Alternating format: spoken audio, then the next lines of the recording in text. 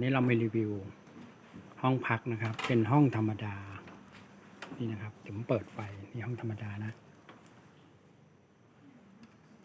นี่นะครับนี่ไม่ร้อนนะครับที่นี่เย็นดีครับที่บ้านนะครับนี่เป็นบรรยากาศครับเย็นนี้มีไปรู้จักชวนไปติดตั้งนะครับไฟนะครับสำหรับบาร์หมึกตอน5 โมงเย็นเดี๋ยวเราไปดูกันว่าเขาทำยังไงกันอันนี้ก็จะมีบรรยากาศแบบว่านี่ครับข้างล่างก็จะเป็นปลานี่เดี๋ยวพรุ่งนี้มันจะมีไฮไลท์มันจะเป็นปลาอินทรีหรือปลาดอกไม้นะครับพรุ่งนี้ผมจะกับเจ้าอาหารมาให้มันกินนี่ครับแบบชิวๆมุมนี้นะแต่ว่าฝนน่าจะมาแล้ว